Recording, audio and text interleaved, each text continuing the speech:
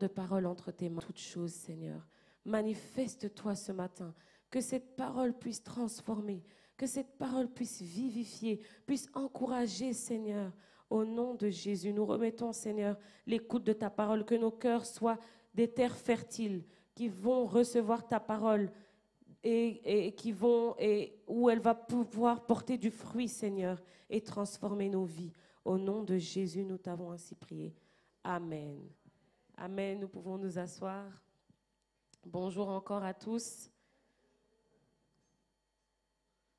Alléluia. Je rends grâce à Dieu pour le privilège qu'il me donne de me tenir devant vous.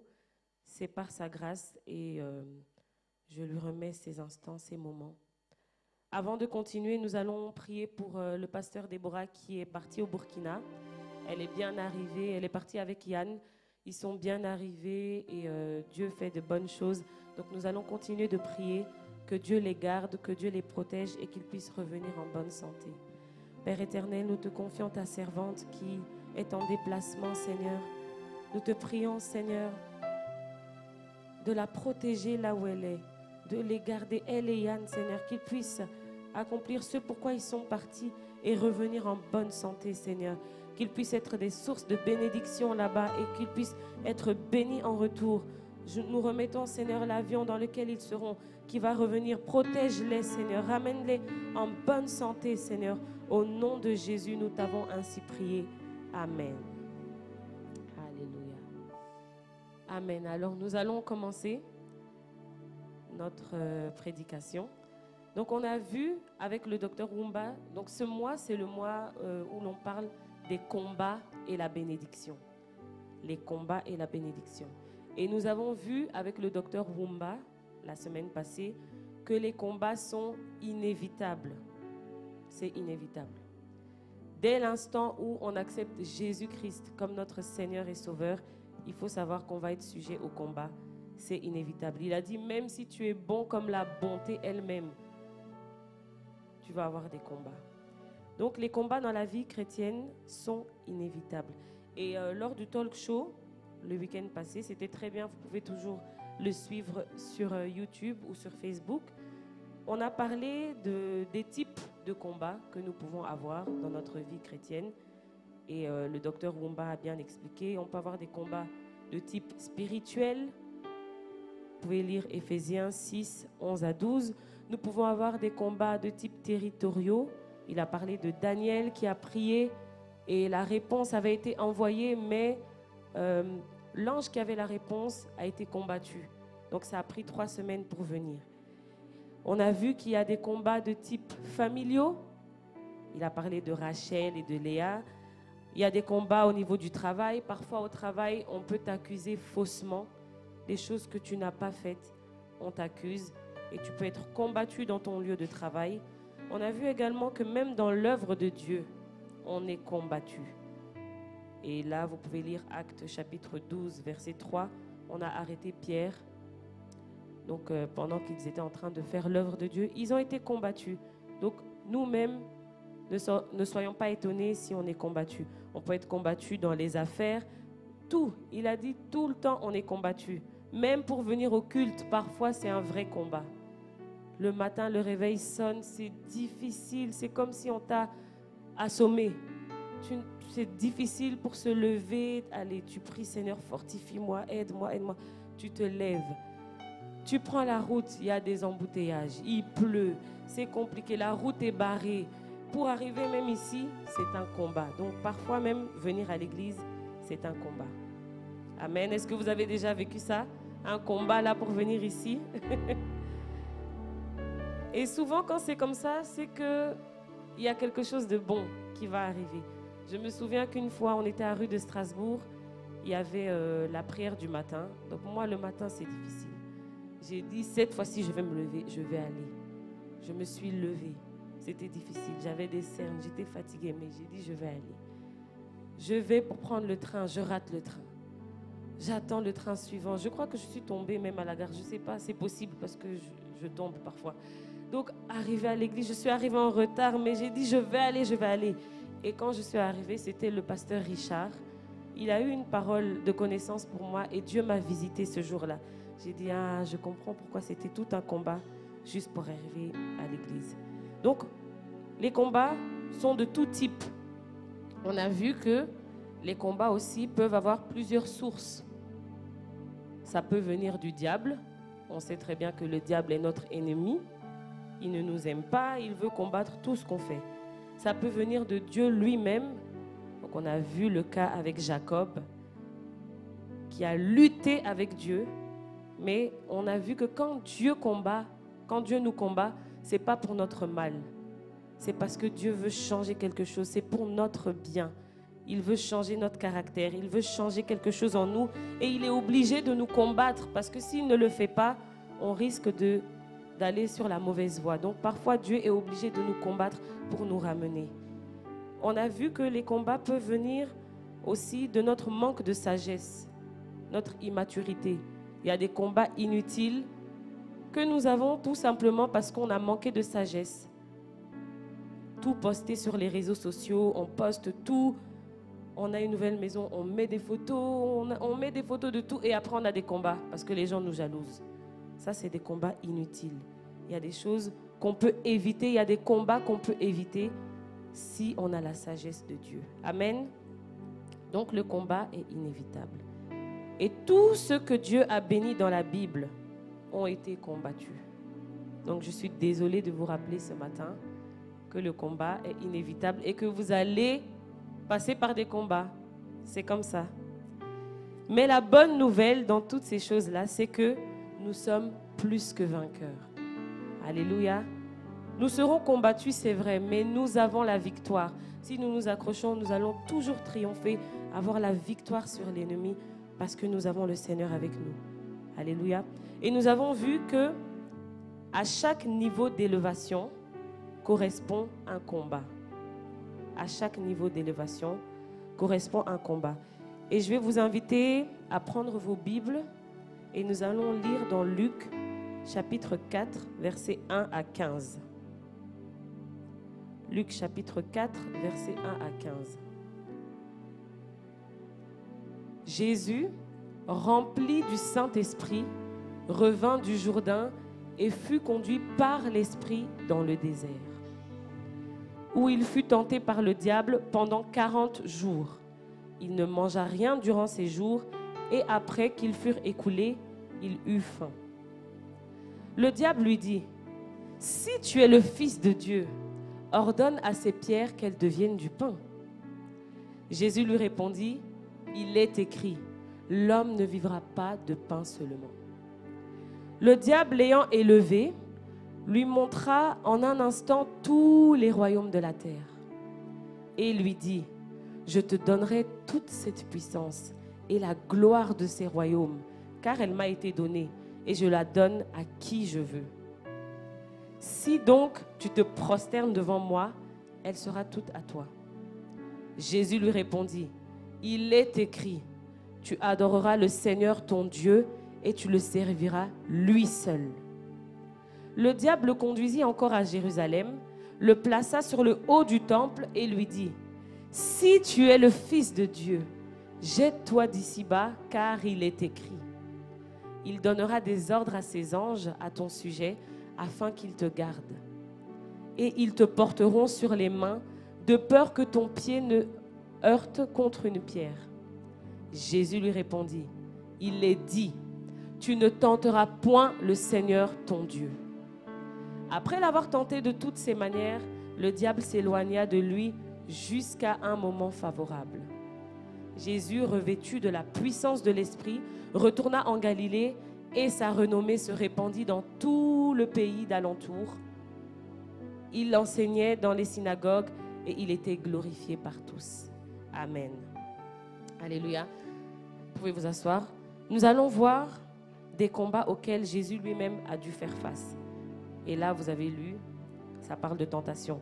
Mais avant de rentrer dans le vif du sujet, retournons au début de la vie de Jésus. Vous pouvez le lire à la maison dans Matthieu chapitre 2, versets 1 à 23. Ils expliquent bien. Donc le passage de Matthieu 2, 1 à 23 parle de la venue du Messie au milieu d'Israël. Donc Jésus est né à Bethléem, je ne vous apprends rien, je l'espère. Jésus est né à Bethléem au temps du roi Hérode. Et à ce moment-là, des mages sont venus d'Orient. Ils sont arrivés à Jérusalem et ils demandent où est le roi des Juifs qui vient de naître. C'est là que les problèmes commencent. Quand Hérode entend ces paroles, où est le roi des Juifs qui vient de naître, Hérode, il est troublé. Et tout Jérusalem était troublé avec lui. Il est troublé, il se dit, hein?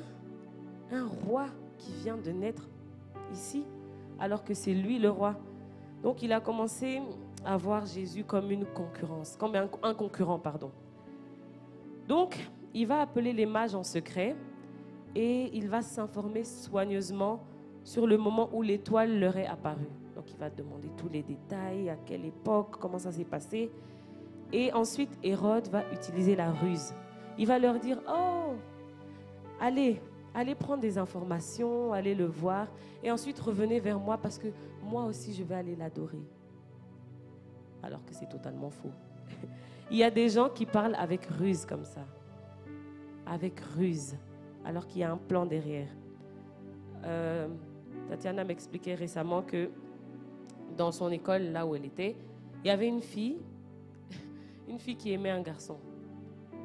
Mais le garçon là, lui, il aimait une autre fille. Elle a vu ça. Donc, elle s'est rapprochée de la fille, faire ami avec elle, pour avoir des informations. Et puis pour lui dire, non, tu vois, lui, franchement, c'est pas quelqu'un de bien. Non. Donc, elle a utilisé la ruse pour s'approcher, avoir des informations et gâter l'affaire. Et elle a fait ça dans plusieurs situations. S'approcher avec ruse, amis, on rigole, mais il y a une idée derrière la tête. Que Dieu nous préserve des gens comme ça, qui s'approchent avec ruse, mais qui ont un plan caché derrière la tête. Que Dieu nous éloigne de ces personnes. Donc c'est ça que Hérode a fait avec ruse. Oh, moi je vais aller l'adorer. Mais comme Dieu connaît toutes choses, Dieu a averti les mages. Il leur a dit, ne retournez pas voir Hérode. Donc, à ce moment-là, Dieu avertit aussi Joseph dans un songe. Il lui dit, prends l'enfant, prends sa mère, allez en Égypte, jusqu'à ce que Hérode meure. Et c'est après que vous pourrez retourner. Donc Dieu connaît toutes choses. Dieu voit les plans cachés, les combats cachés que nous ne voyons pas. Dieu voit et il révèle les choses. Amen. Et quand Hérode va comprendre que les mages l'ont trompé, il va se mettre dans une très, très, très, très grande colère. Et quand il va être tellement énervé, il va ordonner qu'on tue tous les enfants de 2 ans et moins. Parce qu'il s'était renseigné. Quand est-ce que l'étoile est venue? Donc il doit avoir à peu près 2 ans. Donc tous les enfants de 2 ans et moins, il va les tuer comme ça. Il est sûr d'avoir tué le roi des Juifs, selon lui. Et donc, rien que la venue de Jésus-Christ sur la terre a été combattue. Rien que sa venue. Déjà, dès son enfance, l'ennemi a essayé de détruire sa vie, a essayé de le tuer. Comme ça, le plan de Dieu est annulé. Et on a plein de témoignages ici à l'église de femmes qui ont vécu des combats juste pour avoir un enfant. L'enfant là, quand elle tombe enceinte, oh, l'enfant a un problème, il faut l'avorter, madame, parce que l'enfant aura tel problème, il sera mal formé. On a même dit à ma mère de m'avorter, que je serais mal formée. Oui, on lui a dit, madame, il faut l'avorter. Elle a dit, non, moi je n'avorte pas, je garde l'enfant. Donc il y a même la venue d'un enfant est combattue. Toute la grossesse, il faut prier, il faut prier, il faut prier. Des mauvaises nouvelles sur mauvaises nouvelles. Et la maman doit avoir la foi. Non, je refuse, j'annule. Elle prie. Et puis, l'enfant naît prématurément. Oh, madame, on ne sait pas s'il va survivre. Il faut le brancher, il faut le mettre dans la couveuse. Et puis, c'est des luttes, jusqu'à ce que Dieu relève totalement l'enfant. On a des témoignages ici dans l'église. Nous voyons Jenny qui lève la main avec le petit Jelani qui a été combattu depuis le sein de sa mère. Mais aujourd'hui, nous voyons comment il court partout, comment il parle, il chante même et il est une bénédiction pour sa famille. Et souvent, les enfants comme ça, qui sont combattus dès le ventre, c'est parce qu'ils ont une grande destinée. Donc, si ton enfant là dans ton ventre est combattu, sache que le diable voit et il veut le détruire, mais Dieu est souverain. Dieu est plus fort, Dieu est vainqueur et Dieu va combattre. Amen. Alléluia. Donc la venue de Jésus, rien que sa venue, a été combattue. Maintenant, retournons à notre passage, dans le vif du sujet. Donc c'était dans Luc chapitre 4, versets 1 à 15. Nous sommes en train de parler des combats et la bénédiction. Nous avons vu que les combats sont inévitables. On est combattu pour tout. Luc chapitre 4, versets 1 à 15.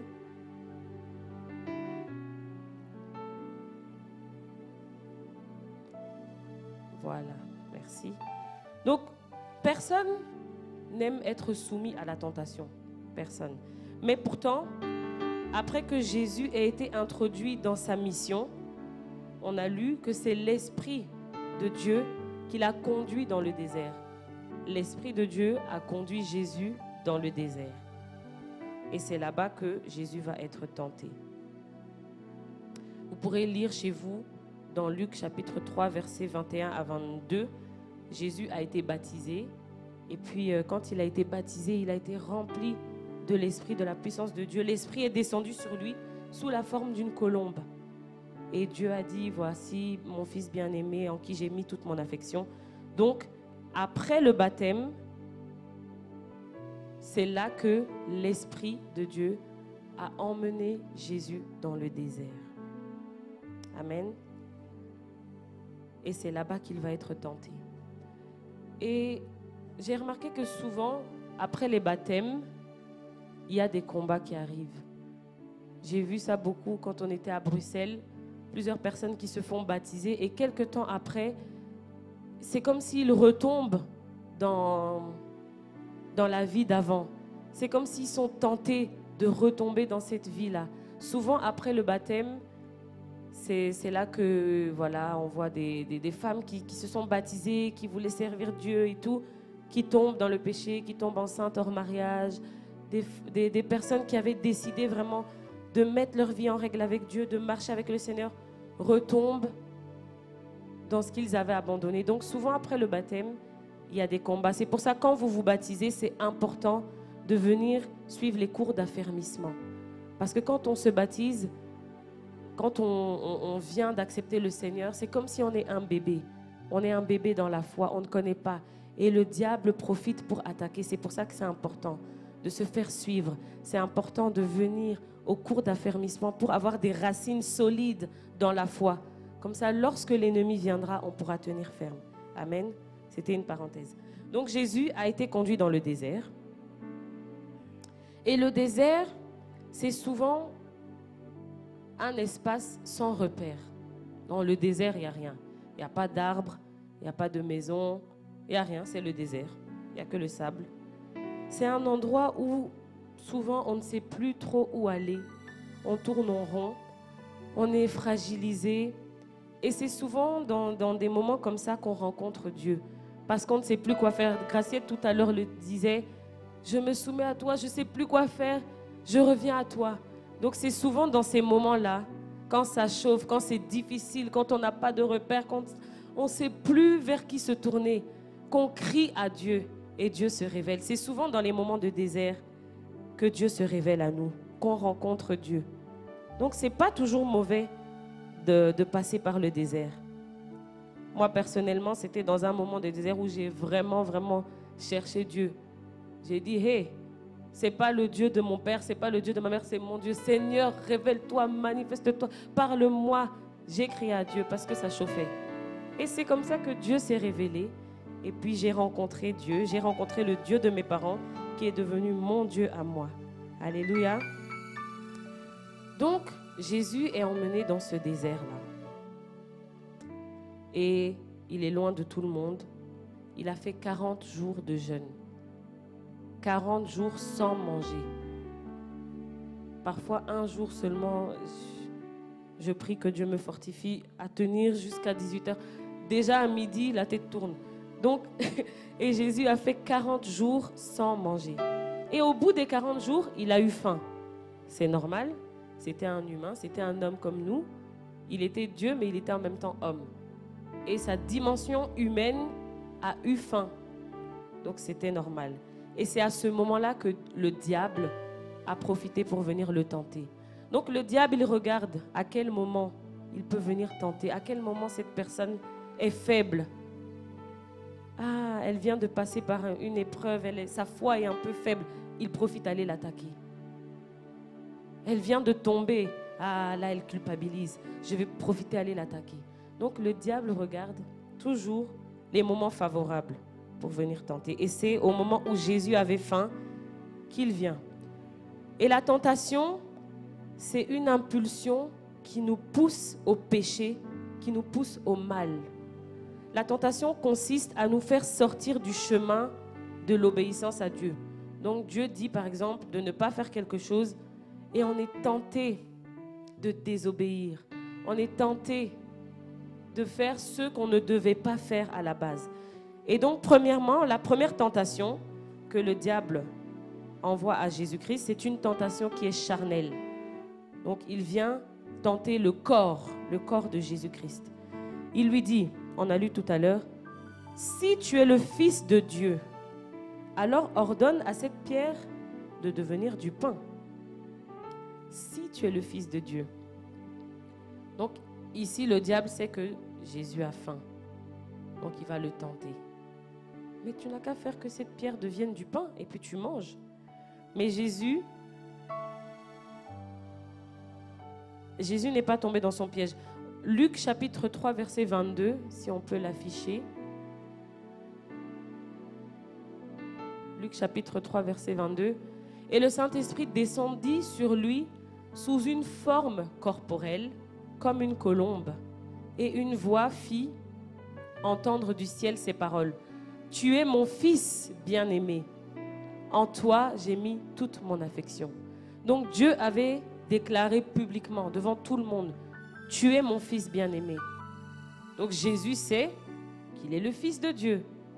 Et le diable vient le tenter en disant, si tu es le Fils de Dieu, alors fais ça. Si tu es le Fils de Dieu. Mais Jésus n'est pas tombé dans son piège. Jésus n'est pas tombé dans le piège comme Adam.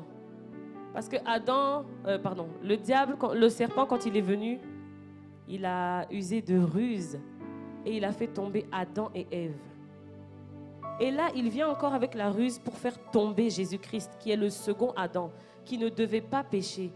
Jésus est venu sur la terre, sa dimension humaine ne devait pas pécher pour qu'il puisse accomplir sa mission.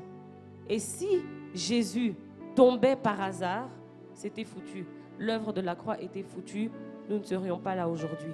Donc c'était très très important que Jésus ne cède pas à cette tentation-là. Et Jésus répond au diable par une parole. Vous pourrez la lire même dans Deutéronome chapitre 8 verset 3, on ne va pas le lire. Mais Jésus lui dit, l'homme ne vivra pas de pain seulement. Donc Jésus ne s'est pas laissé faire. Jésus sait très bien qu'il est le Fils de Dieu. Jésus sait très bien que ça c'est quelque chose de simple. Plus tard, il a multiplié les pains et les poissons. Donc changer une pierre en pain, c'est rien pour lui, il peut le faire. Mais Jésus a répondu avec la parole de Dieu. L'homme ne vivra pas de pain seulement. Première tentation échouée. Le diable a échoué avec sa première tentation.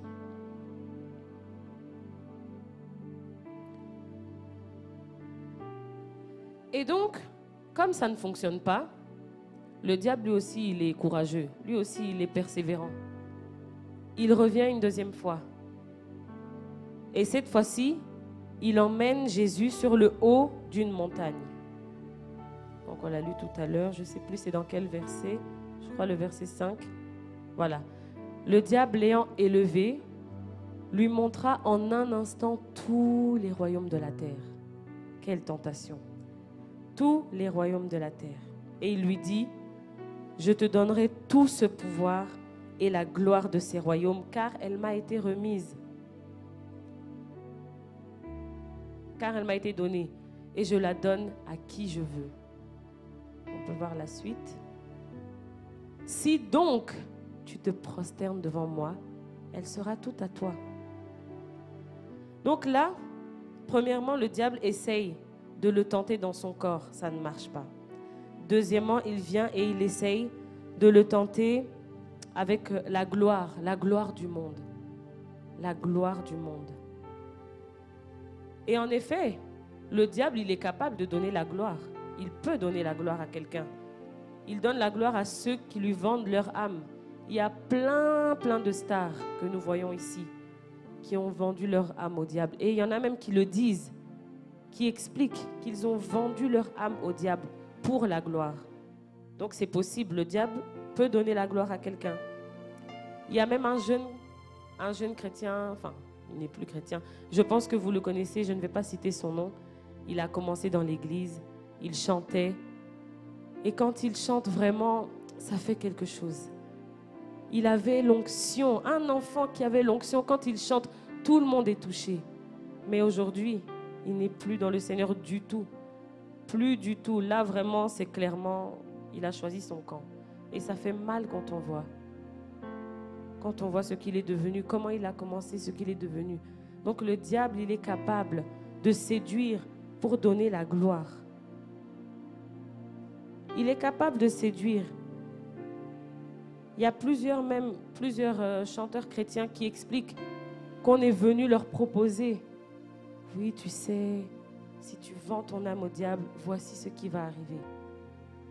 Et heureusement qu'elles n'ont pas accepté, elles ont refusé, parce qu'elles ont une foi ferme. Ce n'est pas la gloire qu'on cherche, c'est de servir Dieu, c'est que Dieu soit glorifié. Nous, on n'a pas besoin de la gloire. Dieu, lui-même, il peut donner la gloire. Alléluia. Donc, si Jésus tombait dans ce piège-là, c'était foutu, foutu. Jésus connaissait parfaitement sa mission de vie. Il savait pourquoi il était là. Il ne devait pas se laisser distraire. Et le diable, il est vraiment rusé. Quand il vient là, c'est subtil. C'est subtil. Il ne vient pas avec les cornes. Il vient de manière subtile. Et si on ne fait pas attention, on peut facilement tomber dans la tentation du diable. Et là, Jésus ne s'est pas laissé distraire. Jésus savait qu'il allait recevoir la gloire et l'autorité de son Père. Il allait recevoir ça en conséquence à son obéissance jusqu'à la mort. Mais pas celle qui vient du diable. La gloire qui vient du diable, il n'en avait pas besoin. Donc Jésus lui répond encore avec une parole. Jésus s'est écrit. Jésus dit, il est écrit, tu adoreras le Seigneur ton Dieu et tu le serviras lui seul. Et donc là, le diable a échoué encore. Il a essayé de le tenter dans son corps. Ça ne marche pas. Il revient. Il dit, cette fois-ci, je vais lui donner la gloire. Qui ne veut pas la gloire? Mais Jésus n'est pas tombé dans son piège. Jésus a refusé. Donc le diable est persévérant. Parfois, il essaye, ça ne marche pas. Il va réessayer. Il voit le potentiel, il voit la destinée. Il dit, cette personne-là, je dois l'écarter de sa destinée. Et il y a des gens comme ça qui peuvent rater leur destinée parce que le diable les tente et ils tombent. Donc, troisièmement, le diable revient encore. Il a échoué 2 fois, il revient une 3e fois. Et là, il l'emmène à Jérusalem, donc dans le verset suivant. Le diable le conduisit encore à Jérusalem, le plaça sur le haut du temple et lui dit, « Si tu es le Fils de Dieu, jette-toi d'ici en bas, car il est écrit. » Cette fois-ci, le diable vient avec la parole. « Car il est écrit, il donnera des ordres à ses anges à ton sujet, afin qu'ils te gardent. Et ils te porteront sur les mains, de peur que ton pied ne heurte contre une pierre. » Voilà, donc le diable est venu avec la parole de Dieu. Est-ce que le diable a menti? Le diable n'a pas menti. C'est une parole même qui est dans Psaume 91 ou 91 pour les Français, versets 11 à 12. C'est la parole de Dieu, c'est la vraie parole de Dieu. Mais cette fois-ci, le diable revient encore avec « si tu es le Fils de Dieu ». Le diable, il aime bien venir faire des insinuations. Est-ce que ça se dit insinuation? Insinuation, pardon. Il vient avec des insinuations. Dieu a-t-il réellement dit? C'est ça qu'il a fait avec Adam et Ève. Est-ce que Dieu a réellement dit que vous ne pouvez pas manger du fruit? Vous êtes sûr que vous avez bien compris? est-ce que Dieu a réellement dit cela? Est-ce que vraiment tromper son mari, c'est mal? Est-ce que vraiment tromper sa femme, c'est mal? Est-ce que c'est vraiment mal? Parce qu'il y a des sentiments qu'on ne contrôle pas. Hein? Tu es au travail, l'autre est beau, vous vous entendez bien. Ce n'est pas ta faute, tu ne contrôles pas tes sentiments. Est-ce que c'est vraiment mal? Le diable, il est comme ça. Est-ce que Dieu a réellement dit de donner sa dîme? Hein? Est-ce que vraiment tu dois donner ta dîme? C'est de l'Ancien Testament. Dieu a-t-il réellement dit ça? Donc le diable, il vient avec des insinuations. Si tu es le Fils de Dieu, évidemment qu'il sait que c'est le Fils de Dieu. Mais le diable, là, il le provoque. Si tu es le Fils de Dieu, alors jette-toi. Jette-toi. Et Dieu, là, dans sa parole, il a dit qu'il va donner l'ordre à ses anges. Si tu te jettes, Dieu va envoyer ses anges qui vont empêcher que tu tombes, qui vont empêcher. Et effectivement, Dieu envoie ses anges pour protéger. Mais là, c'était un piège que le diable voulait tendre à Jésus-Christ. Le passage de Psaume 91, effectivement, parle de la confiance qu'on a dans la protection de Dieu. Effectivement, nous devons avoir confiance. Nous devons savoir que dans toute chose, Dieu est là. Dieu nous protège. Mais Jésus avait confiance en Dieu et savait qu'à chaque fois où il avait besoin, Dieu agirait quand c'est nécessaire d'agir et pas quand c'est la volonté du diable. Pas quand le diable dit « Ah, fais, on va voir si Dieu va faire. » Non. Jésus savait qu'il ne devait pas faire cela. Et donc là, Jésus lui répond encore avec la parole. Jésus lui dit, il est écrit, tu ne tenteras pas le Seigneur ton Dieu. Et ça, c'est dans Deutéronome 6,16, vous pourrez le lire chez vous à la maison. Tu ne tenteras pas le Seigneur ton Dieu. Dieu ne peut être tenté par le mal. On ne peut pas tenter Dieu par le mal. Tenter Dieu, c'est faire quelque chose c'est faire quelque chose pour voir si ce que Dieu a dit, c'est vraiment vrai. Comme ce que le diable lui dit. Oui, jette-toi, si tu es vraiment le Fils de Dieu, jette, on va voir si ce que Dieu a dit, c'est vraiment vrai. Donc c'est ça, c'est vouloir tenter Dieu. Et Dieu dit dans sa parole, tu ne tenteras point le Seigneur ton Dieu. Et donc là, le diable voulait faire tomber Jésus-Christ. Ce n'est pas à toutes les provocations qu'il faut répondre. Oh, si tu es un homme, si tu es un vrai homme, comment tu peux la laisser? Il faut la frapper. Si tu ne la frappes pas, c'est que tu n'es pas un homme. Est-ce que tu as besoin de frapper pour montrer que tu es un homme? Il n'y a pas besoin. Tu es un homme, tu es un homme. Jésus est le Fils de Dieu. Il n'a pas besoin de le prouver. Il n'a pas besoin de se jeter pour que Dieu envoie des anges et pour voir si c'est vraiment vrai la parole que Dieu avait dit. Donc, Jésus a résisté. Le diable a tout fait. Il a tout fait pour faire tomber Jésus. Il a tout fait pour empêcher, pour faire échouer la mission. Il a essayé de le tenter de manière charnelle, ça n'a pas marché. Il a essayé de le tenter avec la gloire du monde, ça n'a pas marché. Et ensuite, il a essayé de le tenter une troisième fois, ça n'a pas marché. Si Jésus lui-même a été tenté, il ne faut pas s'étonner. Nous-mêmes, nous aussi, nous serons tentés. Amen. Si Jésus a été tenté, si le diable ne l'a pas épargné, ce n'est pas nous qui allons être épargnés. Et donc, comment est-ce que Jésus a résisté à cette tentation?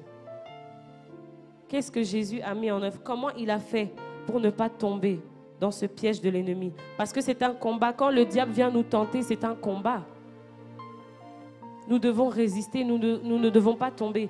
Mais comment Jésus a-t-il fait pour ne pas tomber dans son piège? Premièrement, Jésus avait une vie de communion avec le Père. Il avait une vie de communion et il avait une vie de prière. Il venait tout juste de passer 40 jours dans le jeûne. Il n'a pas fait 40 jours à dormir. C'est 40 jours à prier, à chercher Dieu, à parler avec Dieu, à communier avec Dieu, à faire mourir sa chair, à affaiblir la chair pour que l'esprit soit fortifié, pour que l'esprit soit vivifié. C'est pour ça que le jeûne est combattu aussi. Parce que le diable sait que quand on jeûne, notre esprit devient plus fort. notre esprit devient plus fort. Parfois, tu peux passer une journée sans manger, ça va. Mais quand tu dis je vais jeûner, dès midi, tu as faim. Dès midi, c'est difficile, tu vois double. Déjà, tu demandes à Dieu de te fortifier. Donc, le jeûne, ce n'est pas facile. Mais Jésus avait une vie de communion et de prière avec le jeûne. Et si vous lisez dans tous les évangiles, on voit que Jésus se retirait souvent pour prier. Il se retirait souvent pour communier avec le Père. Il passait beaucoup de temps à prier, à parler avec son Père. Donc c'est comme ça qu'il était fort. Il était rempli de l'Esprit. Et si nous aussi nous voulons résister lors de la tentation, il faut qu'on soit fort dans notre esprit. Et pour être fort dans notre esprit, il faut avoir une vie de prière et une vie de communion avec le Seigneur. Une vie de prière et une vie de communion. Je prie que Dieu nous donne la force, que Dieu nous aide à pouvoir vraiment mettre cela en pratique. Parce que les combats sont inévitables. Il y a des combats où tu as vraiment besoin de jeûner. Il y a des démons qui ne partent que par le jeûne et la prière. Et nous avons besoin de cela. Amen. Vous êtes toujours là? Nous voyons quoi? C'est quoi le thème? Les combats et la bénédiction. Amen. Et nous avons vu que Jésus a été tenté de plusieurs manières. Et nous sommes en train de voir comment est-ce qu'il a fait pour résister à la tentation. Parce que, ne vous leurrez pas, nous aussi on va être tentés. Et nous avons besoin de nous armer pour résister à la tentation. Donc, premièrement, Jésus avait une vie de communion et une vie de prière. Deuxièmement, Jésus était rempli de la parole de Dieu. Parce que pour pouvoir répondre comme ça au diable, c'est parce qu'il connaissait la parole. Et si vous lisez plus tôt, à l'âge de 12 ans, un jour ses parents le cherchent. Oh, où est Jésus? On le cherche, on le cherche, on le cherche. Finalement, on le trouve dans le temple, en train de discuter avec les docteurs de la loi, de parler de la parole à 12 ans. Et quand il parlait, les docteurs de la loi étaient étonnés même. Il posait des questions, il cherchait à comprendre. Il apprenait déjà la parole de Dieu dès l'âge de 12 ans. Apprenez à vos enfants déjà dès leur bas âge la parole de Dieu. Comme ça, quand ils seront grands, cette parole-là va rester. Il y a parfois des paroles qui reviennent. J'ai vu ça à l'école de dimanche. Ça revient, ça revient. On a vu au week-end des enfants. Le fou sur le sable a bâti sa maison. Le sage sur le roc a bâti sa maison. La tempête est arrivée. C'est des passages qu'on a vus quand on était petit. On ne comprenait pas. Maintenant qu'on grandit, qu'on voit c'est quoi la tempête, là on comprend. Maintenant que la vie nous gifle, qu'il y a des difficultés, qu'il y a des combats, ça voulait dire ça, on comprend, ça revient. Et là, on comprend qu'on doit bâtir notre vie sur le roc. Le roc, c'est qui? C'est Jésus. C'est des notions qu'on ne comprenait pas étant enfant, mais aujourd'hui, on les comprend. Alléluia. Voilà pourquoi on vous encourage toujours à enseigner la parole de Dieu à vos enfants, à les emmener à l'école de dimanche, à réciter avec eux la parole à la maison. Quand on était petit, on étudiait la Bible tous les jours avec papa et maman. Tous les soirs, on lisait la Bible. Et parfois, on invitait nos amis. On habitait en Belgique, à Mons. On invitait nos amis. Et puis, papa lisait la Bible avec nous. Et à la fin, il nous posait des questions. Et celui qui avait une bonne réponse avait 2 €, avait 1 €. Donc, c'était une manière de nous stimuler. Et les païens venaient parce qu'ils savaient qu'on allait avoir 2 € si je réponds bien. Mais ils ont entendu la parole. Ils ont entendu la parole. Et on ne sait pas si aujourd'hui, peut-être qu'ils sont convertis, peut-être que Dieu a fait quelque chose dans leur vie. Mais en tout cas, ils ont entendu la parole de Dieu. Amen. Jésus était rempli de la parole de Dieu. Et c'est comme ça qu'il a pu résister. Parce que s'il ne savait pas, il allait dire « Ah, c'est vrai, j'ai faim. Il y a la pierre, le pain. » Bon. Mais comme Jésus savait la parole, il a pu répondre. Et troisièmement, Jésus a déclaré la parole. Donc Jésus avait une vie de communion et de prière. Jésus était rempli de la parole de Dieu, mais il n'était pas seulement rempli, il a déclaré la parole de Dieu. Amen. Et nous avons vu avec le docteur Wumba l'armure du chrétien. Ça, c'est dans Éphésiens 6, 17. Nous avons vu l'armure et une des armes, c'est l'épée de l'esprit qui est la parole de Dieu. Il dit, prenez aussi le casque du salut et l'épée de l'esprit qui est la parole de Dieu. Une épée, c'est une arme défensive, mais c'est une arme offensive aussi. Ça nous permet de nous défendre. Quand on veut recevoir un coup, on peut stopper avec l'épée. Mais en même temps, on peut attaquer. Donc ça nous permet de nous défendre et ça permet d'attaquer. C'est une arme spirituelle pour le combat. Alléluia. Et c'est par cette arme que le diable a été vaincu. C'est par cette arme que le diable a été vaincu. Quand le diable est venu, Jésus ne s'est pas mis à rababababa, rebaba. Non, Jésus avait la parole. Il l'a bloqué avec la parole. Il est écrit. Le diable dit, oh, il est écrit. Jésus dit, il est aussi écrit. Et quand le diable a vu que, là, je ne peux plus, il s'est retiré. Donc, avec la parole de Dieu, nous pouvons arrêter le plan de l'ennemi. Nous pouvons détruire. Nous pouvons nous défendre avec la parole de Dieu. Amen.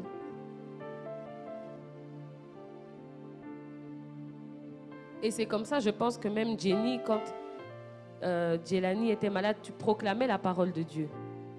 Les médecins ont dit ça, ok. Mais la parole de Dieu dit ça et tu déclares, mon enfant ne mourra pas, mon enfant ne sera pas ceci. Je déclare que si quelqu'un est en Christ, je suis une nouvelle créature. Tu déclares, tu déclares, tu déclares, tu déclares.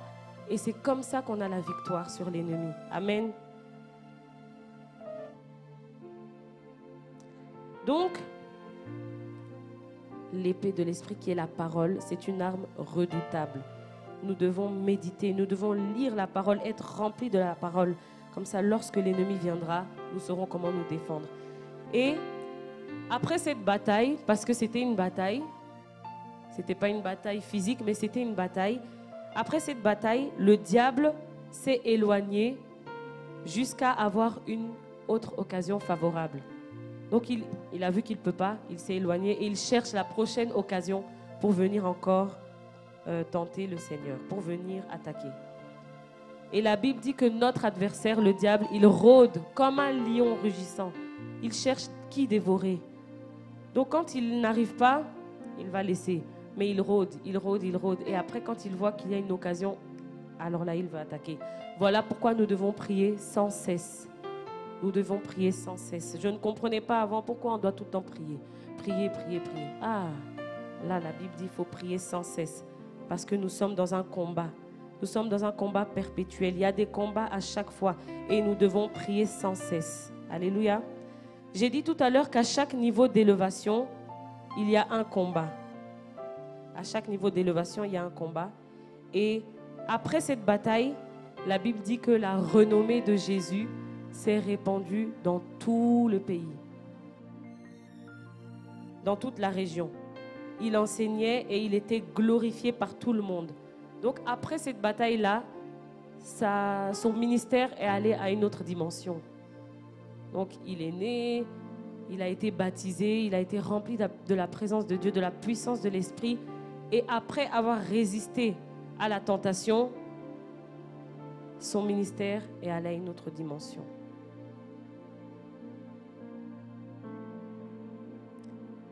Après ça, nous voyons, vous pouvez lire, il y a eu des miracles, il y a eu des guérisons. Le Seigneur a fait des choses extraordinaires parce que sa renommée s'est répandue partout. Son ministère est allé dans une autre dimension. Il opérait dans la puissance. Il opérait dans l'enseignement, dans la puissance, dans les miracles.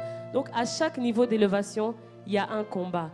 Il fallait avant que le Seigneur n'entre dans ce niveau-là, dans cette dimension, il fallait qu'il soit combattu et qu'il réussisse cette tentation. Amen. Donc, parfois même dans nos vies,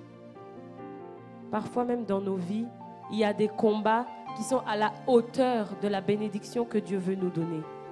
Il y a des petits combats parce que c'est une petite bénédiction. Mais il y a de ces bénédictions, avant de les avoir, on va être combattu, mais d'une de ces manières.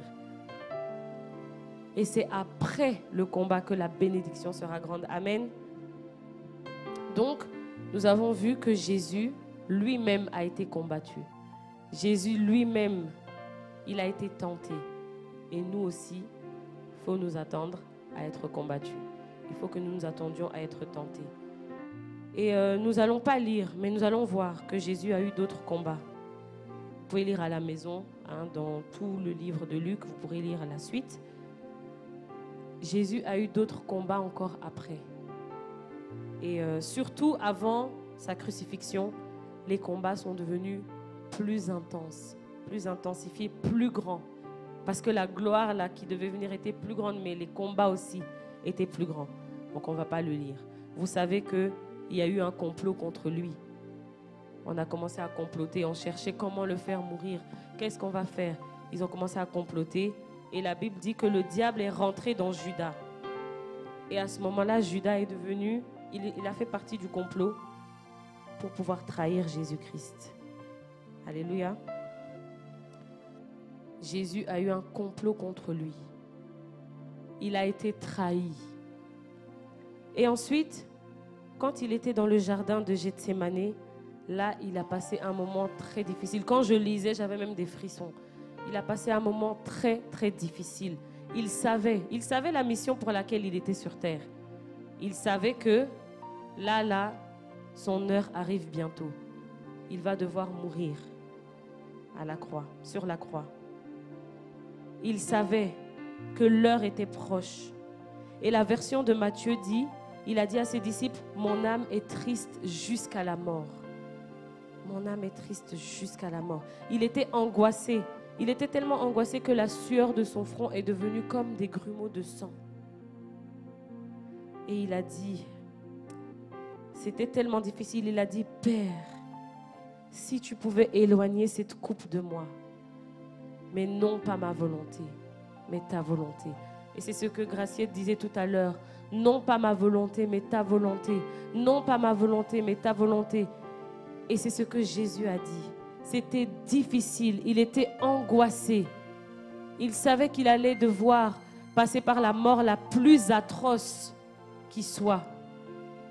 On allait le frapper à tort. On allait l'accuser à tort. Tout le monde allait se détourner de lui. Et ça, c'était, je trouve que ça, c'était le combat ultime, le plus grand combat auquel il a dû faire face. Là, ce n'était pas le diable qui est venu le tenter, c'était un combat en lui-même. Sa chair ne veut pas, c'est difficile. Ah Seigneur, c'est difficile, Père. C'est difficile, est-ce que tu peux éloigner cette coupe de moi? Mais non pas ma volonté. Il a dû renoncer à sa volonté. Et parfois, nous avons difficile à renoncer à notre propre volonté. Mais Jésus nous a montré l'exemple. Non pas ma volonté, mais ta volonté. J'irai jusqu'au bout. J'irai jusqu'au bout de ma mission. J'irai jusqu'au bout de ce pour la raison pour laquelle tu m'as envoyé sur terre. Je le ferai quoi qu'il advienne. Alléluia. Et ensuite, on est venu arrêter Jésus.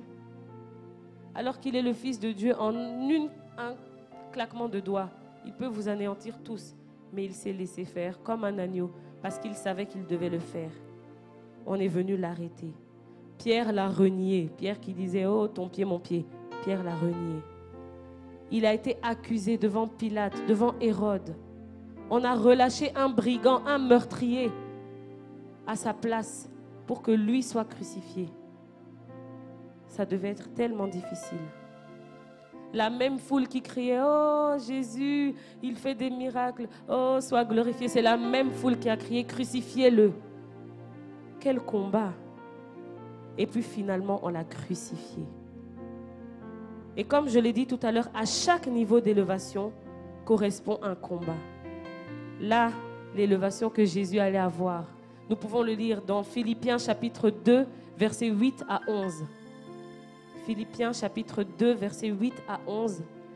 Il s'est humilié lui-même, se rendant obéissant jusqu'à la mort, même jusqu'à la mort de la croix. C'est pourquoi aussi Dieu l'a souverainement élevé et lui a donné le nom qui est au-dessus de tout nom. Alléluia, nous pouvons acclamer, oui. Afin que tout nom, afin qu'au nom de Jésus, tout genou fléchisse dans les cieux, sur la terre, sous la terre. Et que toute langue confesse que Jésus-Christ est Seigneur à la gloire de Dieu le Père. Alléluia, nous pouvons acclamer le Seigneur. Il fallait que Jésus souffre. Il fallait que Jésus passe le combat ultime avant de recevoir l'élévation ultime. À chaque élévation correspond un combat. Alléluia. Et c'est ce qui se passe aussi dans nos vies. Il y a des choses que Dieu veut nous donner, mais avant ça, nous devons passer par un combat compliqué. Le docteur Wumba nous disait, acclamez vos ennemis. Acclamez, applaudissez-les, parce qu'ils ne savent pas qu'en réalité, ils sont en train de frayer le chemin pour que vous soyez élevés. Il y a des fausses accusations parfois. On t'accuse à tort et à travers. Mais à la fin, les mêmes personnes qui t'accusaient, c'est les mêmes personnes qui vont te glorifier. Alléluia. Jésus a surmonté la tentation. Jésus lui-même, on a vu que Joseph a vécu des combats, on a vu plein de combats, mais Jésus lui-même a dû faire face à des combats. Et si Jésus a dû faire face à des combats, alors nous, il ne faut pas qu'on s'attende à autre chose. Alléluia. Il y aura des combats. Il y a des combats avant la bénédiction. Il y a des combats pendant la bénédiction. Il y a des combats après la bénédiction. Mais dans toutes ces choses, nous sommes plus que vainqueurs. Alléluia. Si nous tenons ferme, si nous appliquons la parole de Dieu, dans toutes ces choses, nous sommes plus que vainqueurs. Quand le diable vient nous attaquer, quand nous avons la parole de Dieu, nous pouvons le repousser. La Bible dit, résistez-lui avec une foi ferme et il fuira loin de vous. Alléluia. Jésus a surmonté la tentation car il avait une vie de communion avec le Père. Il avait une vie de prière. Il connaissait la parole de Dieu et il proclamait la parole de Dieu. Et surtout, il est resté soumis et obéissant. Le combat ultime là, il a dit non, pas ma volonté, mais ta volonté. Alléluia. Je vais vous inviter à vous tenir debout. Nous allons passer un temps dans la prière. Nous allons prier parce que nous savons que le combat est inévitable. Nous savons que le combat est inévitable. Et même pendant que je prêche, pendant que je parle, il y a peut-être des gens qui sont en train de faire face à des combats. Des combats. Il y a des combats de différents niveaux. Des gens qu'on a accusés faussement. Il y a des gens qui vivent des combats au travail. Il y a des gens qui sont combattus même dans leur mariage. Il disait qu'il y a des combats. Il y a les combats des célibataires. Quand tu es célibataire, il y a le combat des célibataires. Quand tu es marié, il y a le combat des mariés. Et il y a peut-être des couples qui sont en train de vivre des combats dans leur mariage. Il y a des gens qui sont en train de vivre des combats de toutes sortes. Mais nous allons prier. Nous allons prier ce matin avec la parole de Dieu. Nous allons prier que Dieu nous donne la victoire dans tous nos combats. Nous avons vu comment nous pouvons tenir ferme lors de la tentation. Comment nous pouvons tenir ferme dans ces combats-là. Il faut que nous ayons une vie de communion avec le Père, une vie de prière. Nous allons prier ce matin que le Saint-Esprit de Dieu nous revête de sa puissance, qu'il nous revête de l'esprit de prière, de l'esprit de communion. Si nous n'avons plus de communion avec le Père, nous allons revenir ce matin au Seigneur, revenir au pied de la croix, lui dire Seigneur, j'ai besoin de toi. J'ai besoin d'avoir une communion avec toi. J'ai besoin d'avoir une vie de prière. Restaure ma vie de prière, Seigneur. Renouvelle ma vie de prière, Seigneur. Renouvelle ma vie de prière ce matin, Seigneur. C'est difficile de trouver du temps pour prier. C'est difficile de s'y mettre dans la prière. On a toutes sortes d'occupations. Même pour moi, ce n'est pas facile. Mais Seigneur, ce matin, nous venons ce matin devant toi demander ta force. Saint-Esprit de Dieu, je te prie ce matin de nous armer de l'esprit de prière. Renouvelle-nous, Seigneur. Renouvelle chacun d'entre nous. Que celui qui n'arrive plus à prier, Seigneur, reçoit la force. Reçoit la force pour prier. Que celui qui n'arrive plus à avoir un temps de communion avec toi, qu'il reçoive la force. Au nom de Jésus-Christ. Oh Seigneur, ce matin, arme-nous, renouvelle-nous de l'esprit de prière. Renouvelle-nous, Seigneur. Remplis-nous de cet esprit de prière. Remplis-nous de l'esprit de prière, afin que nous puissions tenir ferme le jour de la tentation, afin que nous puissions tenir ferme dans les combats, Seigneur, parce que nous avons besoin d'être en communion avec toi. Nous avons besoin d'être remplis de toi, Saint-Esprit de Dieu, pour tenir ferme lors des combats, parce que par nous-mêmes, nous ne pouvons rien. Nous ne pouvons pas combattre par notre propre force, mais par toi, Saint-Esprit de Dieu. Ce matin, Saint-Esprit de Dieu, je te prie de nous remplir de ton esprit. Remplis-nous de toi, remplis-nous de toi, remplis-nous de toi, remplis-nous de l'esprit de prière, remplis-nous de l'esprit de prière, remplis-nous de l'esprit de prière. Au nom de Jésus-Christ, renouvelle-nous, Seigneur, ce matin, renouvelle-nous ce matin, renouvelle-nous ce matin, renouvelle-nous ce matin. Rebo Santa Rabba Shika Rabba Senta Rabba Baba. Mandorobo Santa Rabba Seka Rabba Shenda Rabba. Remplis-nous, Saint-Esprit, ce matin. Remplis-nous, Saint-Esprit, ce matin, que nous puissions être forts spirituellement pour tenir ferme, que nous puissions être remplis de ta parole. Donne-nous, Seigneur, l'esprit de méditation de ta parole, que nous puissions méditer ta parole jour et nuit. Donne-nous de méditer ta parole, de rentrer à la maison, de relire ta parole, de relire jusqu'à ce qu'elle puisse produire du fruit en nous, Seigneur, et que nous puissions combattre le jour de la tentation. Oh Seigneur, donne-nous de pouvoir être armés. Nous voulons nous armer des armes spirituelles.